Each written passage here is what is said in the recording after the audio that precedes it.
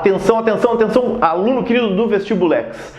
A nossa aula de agora é sobre as bandeiras e também sobre as missões, né? Por que eu estou trabalhando os dois temas numa aula só?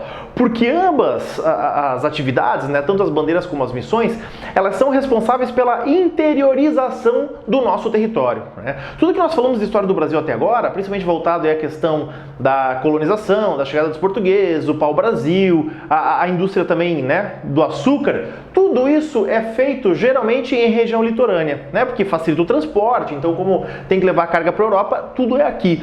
Mas vai ter aí dois grupos, né? Os bandeirantes e os jesuítas, que vão ser os responsáveis pela interiorização do nosso território, inclusive não ligando para o Tratado de Tordesilhas, né? Eles não têm o mínimo respeito pelo tratado porque para eles não faz sentido nenhum. No caso dos jesuítas isso é até compreensível, porque como eles são uma ordem religiosa, né? Eles são uma ordem religiosa que atendia tanto o governo de Portugal quanto também da Espanha. Então até aí tudo bem. Já os bandeirantes, eles atravessam o Tratado de Tordesilhas na malandragem mesmo, né? Eles até sabiam muitas vezes que estavam atravessando em alguns casos, em outros não, né? Devido à dificuldade de localização.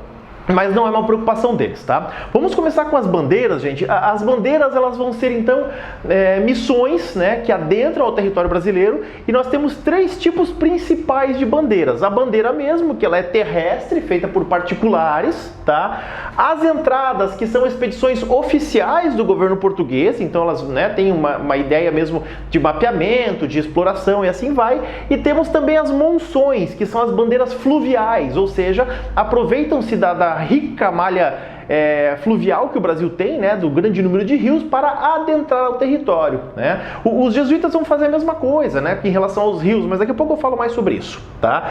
Então, qual que era a intenção dessas bandeiras quando elas adentravam ao território brasileiro? Buscar tribos indígenas, tanto para vender como escravos, né, dentro daquela relação que eu falei na aula anterior da escravidão no Brasil, como também para capturar indígenas fugitivos. Mais tarde, eles também vão atrás de escravos fugitivos, né? Vamos lembrar aí que o Quilombo dos Palmares, por exemplo, vai ser desmontado por bandeirantes, vai ser atacado por bandeirantes. E eles também vão atrás aqui, ó, gente, de riquezas, tá? Vão atrás de pedras preciosas, de minérios, de terras cultiváveis, o que quer que seja, tá? O que é importante a gente entender, tá? Assim como nós não podemos olhar para os africanos de uma forma homogênea, a gente também não pode fazer isso em relação aos indígenas, tá? O índio, né? O índio é uma figura eurocêntrica, porque é o europeu que chega aqui, olha aquele monte de tribos que na cabeça do europeu é tudo igual e diz que é tudo indígena. Nós temos que entender que nós estamos falando de grupos culturais extremamente diferentes um do outro, né? Nós temos os Tupinambás, Caingangue, Gê, Tupi-Guarani. Então é uma grande gama, né? Um grande mosaico cultural. Então, por isso, inclusive, os indígenas, eles brigavam entre si, eles tinham rixas entre si. Então, os bandeirantes, eles vão contar também com indígenas nas bandeiras, tá? Mesmo que fosse para capturar outros indígenas. Não existia uma unidade indígena colonial nem nada disso, não, tá? Não existia isso. Então, os bandeirantes, muitas vezes, eles também eram indígenas ou filhos ali do relacionamento entre brancos e indígenas, negros e indígenas, enfim, né? O que a gente chamava de mameluco, cafuso e afins, tá? E esses caras aqui, ó, eles vão se aproveitar desses saberes indígenas para saber adentrar, né? Porque era uma região selvagem, gente, no sentido de que era floresta, não tinha estrada, não tinha rua, não tinha nenhum tipo de infraestrutura, tá? Então precisavam desses conhecimentos para saber o que comer, saber onde tem água, saber como atravessar um rio ou não, tá? Até aquela imagem que a gente sempre tem do bandeirante, né? De chapéuzão, mosquete, bota, é uma imagem construída, gente. Os bandeirantes, em sua grande maioria, eles andavam de pé descalço, né? Usavam roupas rasgadas porque estavam no meio do mato, vez ou outra alguma coisa de couro para proteger dos espinhos, tá? E outra coisa, tá, gente? Eles não falavam português, né? Aqui no Brasil, nesse período, só se falava a língua indígena, né? Português, mesmo no Brasil, é após a vinda da família real e um processo mais lento e demorado, tá? Então, sobre os bandeirantes nesse primeiro momento é isso. Agora eu quero pensar um pouco com vocês sobre as missões. Todas essas cruzinhas vermelhas aqui que vocês estão vendo, ó, são missões jesuíticas, tá? Existem muito mais, é claro, vocês podem ver que a maioria delas está além do Tratado de Tordesilhas, né? Mas é porque eles aproveitavam, como eu falei para vocês, os rios, né? Entrava aqui, inclusive, pela bacia do Rio da Prata, chegavam ao interior aqui da bacia do Prata também, tá? Então, por isso que na região sul você tem bastante, como é que diz? Os vestígios lá, os restos das missões, né? Aquela parte hoje que é um patrimônio histórico da humanidade, aquela coisa toda, os 7 povos das missões, as missões argentinas, as missões rio-grandenses, tá? Daí a gente vai ter 2 funções especiais dos jesuítas, tá? A mais corriqueira era aqui na região de Salvador, na Bahia, no Rio de Janeiro e São Vicente, que era a educação dos colonos, né? Mas era uma presença menor. A presença maior, de fato, é no interior com a função da catequização dos nativos. Vamos lembrar que os jesuítas, eles surgem na Contra-Reforma, né? Então, a intenção da ordem jesuítica, da ordem de Jesus, é o quê? É catequizar os indígenas, mas claro, lembrando que essa catequização, gente, a gente tem que tomar um cuidado redobrado com ela, né?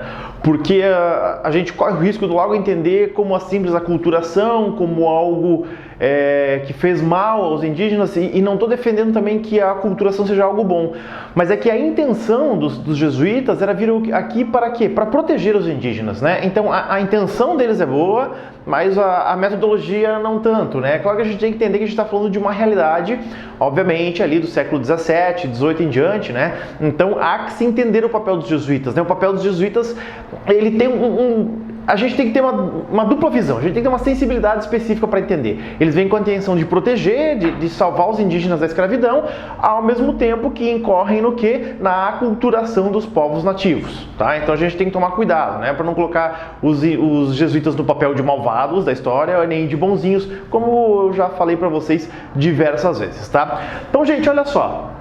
Uma coisa que é interessante a gente pensar aqui sobre os jesuítas, né, é que eles vão fazer um ensino bilíngue, eles vão trabalhar tanto em português, espanhol, latim, ou seja, na língua europeia, né, mas também no tupi-guarani, tá? Os jesuítas, eles vão aprender a língua nativa para se comunicar com os índios dentro da língua deles. Isso é bastante interessante até pelo ponto de vista pedagógico, né?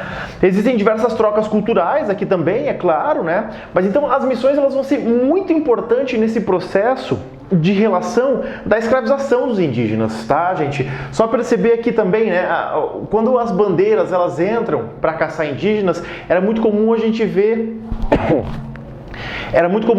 conflitos entre bandeirantes e missões, né?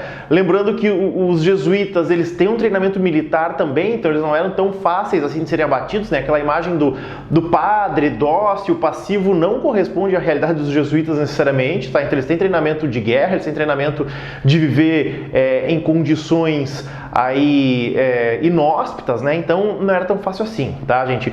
Os jesuítas, eles vão ficar no Brasil até o período pombalino. A gente vai falar sobre o período pombalino ainda.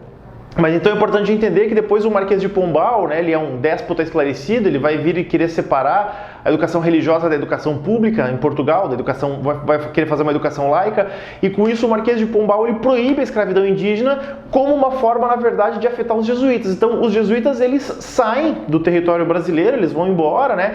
E aqui entra um negócio importante, tá? Que vocês já viram aqui no fundo do quadro, né, durante a aula, o meu boizinho, né? A pecuária, ela vai ser um movimento muito importante, ela vai ser um fenômeno econômico também importante nisso tudo aqui, tá, gente? Hoje nós somos um dos maiores produtores de carne bovina do mundo, por quê? Porque tem relações com essa expansão interiorana.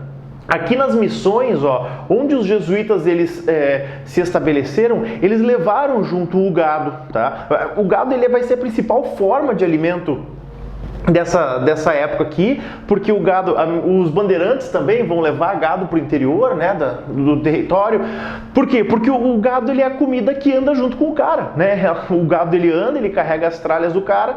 Quando o grupo lá tem fome, eles matam um boi e seguem adiante a viagem. Então, quando os jesuítas eles vão embora, quando eles são expulsos do Brasil, né, o que acontece? Fica muitos gados aqui, fica muito... Espera. Quando os jesuítas, então, eles vão embora do Brasil, né, ficam diversos rebanhos no interior. Mais tarde, quando chegam os tropeiros, quando chegam os brasileiros, tem muito gado selvagem. É só a gente pensar na questão da tradição pecuária do Rio Grande do Sul, da tradição pecuária aqui também da região do Pantanal. Os mais antigos já vão lembrar da novela Pantanal, dos pantaneiros, aquela relação toda, né? E também aqui no próprio Nordeste, mas aqui também tem a ver com a própria questão da terra e da cana, né? Então, olha só como é interessante essa relação da pecuária com a própria própria história do Brasil. Lembrando que o boi, né, o gado bovino, ele não é originário da América. São os europeus que trazem para cá, né? Então também é interessante a gente pensar dessas interações ambientais que existem nesse processo todo. Tá bom, gente? Então, para a gente fechar, né, a aula, fazer um resuminho. As bandeiras e as missões. As bandeiras são missões de exploração do território interno brasileiro. Tá? As bandeiras são de 3 tipos, cujos principais objetivos são buscar indígenas, buscar escravos fugidos e também ir atrás de riquezas. Né? Já as missões são redutos jesuítas, que tem como intenção fazer a proteção dos indígenas, né? Claro que daí num processo de aculturação, infelizmente, tá? Mas aí elas são mais espalhadas também pelo interior, principalmente próximos a rios, certo, gente? Não esqueçam também de qualquer problema contactar a gente, mandar uma mensagem, qualquer coisa que seja. Nós do Vestibulex estamos aqui para vocês, tá bom? Um abraço, moçada, e até a nossa próxima aula.